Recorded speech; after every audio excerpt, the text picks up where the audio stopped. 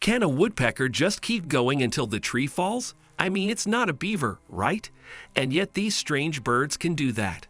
It takes a woodpecker 3 to 6 weeks to peck a hole in a trunk, depending on the tree it plans to live in.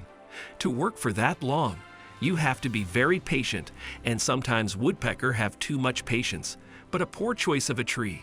If a woodpecker starts to work with a very old and dry tree, or on the opposite with a young and thin one, it may go too far.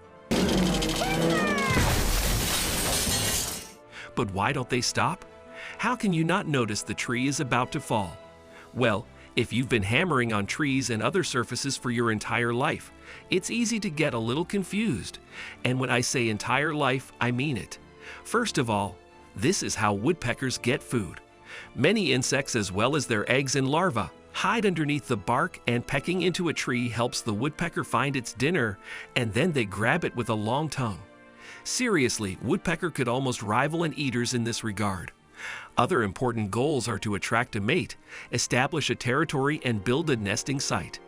But the most interesting thing is that it seems like woodpeckers just can't stop sometimes. Though it's not like that time when you ate the whole packet of chips, although you didn't even want to open it. Things are more serious here. On the internet, I discovered that some woodpeckers can go crazy during the mating season due to hormonal disruption.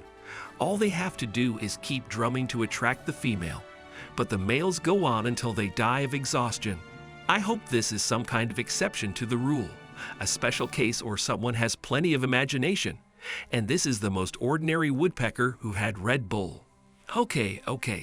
Energy drinks had nothing to do with that. It's just a pileated woodpecker. The length of its body reaches 1.6 feet, and a big woodpecker needs a big hole. Maybe there were lots of insects in this tree. Wouldn't want to waste any of them. But if you think about it, that's a lot of work. Even the toughest beavers would be glad to have a pileated woodpecker on their team. With skills like that, you can build a dam even across the English Channel. Though, how do woodpeckers keep their beaks sharp? That is, you need to sharpen any axe, and actually any blade, from time to time, and this is metal we're talking about. A regular kitchen knife should be sharpened about once every 8 weeks. Some materials require sharpening every 3 weeks in general. It all depends on how sharp the tool you need. If you're a wolverine, you can probably do without it, but woodpecker do not have an adamantium beaks, so how do they manage? To prevent woodpeckers from having to invent sharpening stones or something similar to manicure tools, nature made their beaks self-sharpening. Each new peck on the tree both grinds and sharpens the beak. Doesn't seem logical to you? Woodpecker have been living like this for 25 million years and feel great. This is because the beaks of woodpeckers keep growing throughout their life, just like the teeth of the beavers, which I've already mentioned. But while some poor beaver can still lose the ability to dull down its teeth and then grow fangs like a saber-toothed cat, this won't work for woodpeckers.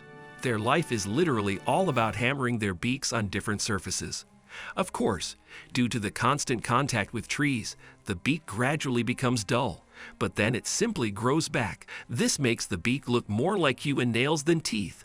Nature only provides 2 sets of the latter, and then I thought, if woodpeckers have been pecking into trees with their beaks for millions of years, have learned to sharpen them without any help, then perhaps they've also upgraded the power of their hammering to unseen levels. You have to admit, they had plenty of time and opportunities. So maybe the woodpeckers are so tough they can, I don't know, crack the shell of a turtle, unfortunately, or maybe for the best. These birds do not feed on turtles, so one can only guess. So who can crack the turtle shell? An alligator? But it'll take it a long time and a lot of strength to do that. Even a 15-minute long attack sometimes fails because the predator just gives up. But the alligator presses the turtle rather than delivering a quick, accurate blow. Maybe woodpeckers still have a chance. By the way, even a car cannot crack the turtle shell. In 2016 in Florida, a car ran into a turtle, propelling it back right into the car driving behind. The turtle broke through the windshield, bounced off the passenger seat, landed on the dashboard, and survived. It wasn't even injured, and later it was released back into the wild. Well, in my opinion, the woodpecker has no chance. Moreover, these birds sometimes prefer iron over turtles. Certainly not as food, although I'm no longer surprised by anything. However, woodpeckers love metal surfaces because they can create a very, very loud noise hitting them. Woodpeckers love loud sounds. With their help, these birds claim their right to a certain territory, and the more noise they make, the stronger they seem to other woodpecker, especially to females. They say that one woodpecker was so carried away, it even used a metal loudspeaker at the racetrack for its own purposes. Woodpeckers must be having a splitting headache from this lifestyle. Just imagine, not only are you constantly surrounded by repetitive noise, you're also the one generating it by banging your own head no less. Just thinking about it might give you a migraine.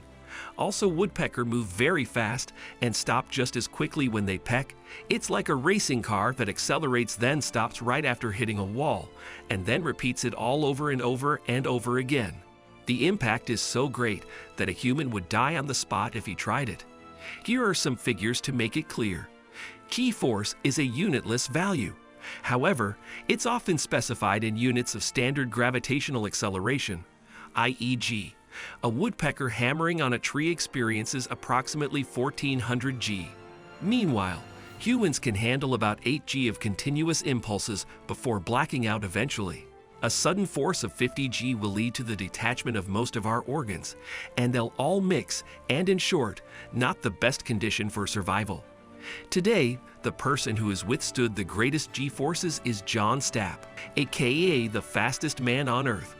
In 1954, he reached a speed of 632 miles per hour, which is still considered a land speed record. The overload during the experiment was 46.2 G, which is quite close to lethal. But if we humans cannot withstand even smaller forces, how do woodpeckers handle them all the time and survive? Well, first of all, woodpeckers have a very small brain, which means they're less likely to damage it. Secondly, the brain fits tightly inside the skull. That is, it doesn't wobble back and forth when the bird cosplays a jackhammer. In addition, the outside of a woodpecker skull is made of dense bone, while the inside is more porous. This way, when pecking, the force is distributed all around the skull, keeping the pressure off the brain. To protect the eyes from the wood chips, a thick nictitating membrane closes a millisecond before the bird hits the tree. By the way, the same membrane keeps their eyes from falling out, but nature did not stop there.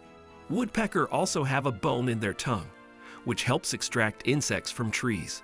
The unusual tongue wraps around the back of the skull and anchors at the front between the eyes. This configuration lets the tongue and its bone act as a spring, dampening the physical force and related vibrations. So we can say that woodpecker hold their brain with their tongues. Nature, you are weird. Well, as usual, scientists are not sure that woodpeckers' lifestyle has no consequences for their brain at all, but judging by the fact that woodpeckers have survived for millions of years, they're doing fine. The same cannot be said about a human who suffers from frequent concussions. Repetitive traumatic brain injury ultimately causes brain disease, and it's irreversible. The disorder causes issues with memory and thinking, depression, aggressive behavior, and may result in dementia. The exact number of injuries required for this condition is unknown, but considering all the symptoms, I don't really want to check. Woodpecker are really lucky that evolution has given them a way to avoid such consequences. But do you know who suffers from their hammering? Trees. You've seen that sometimes woodpeckers get too carried away, and sometimes live trees become their victims. Healthy trees can withstand minor damage from woodpecker unless the trunks or branches become girdled. This is rare and usually happens when trees come into contact with certain species of woodpeckers. Among them is the pileated woodpecker, which sometimes gets too carried away when searching for insects. Well, you get the idea. The good news is that trees can recover, but it's drastically different from how a human body heals its wounds. Grow those back. Trees can't replace or repair damaged tissue, instead trying to isolate damaged tissue from healthy and living ones. Let's just say they slap a large wooden band-aid on the wound to keep insects out and keep growing, until the next woodpecker arrives. See you later.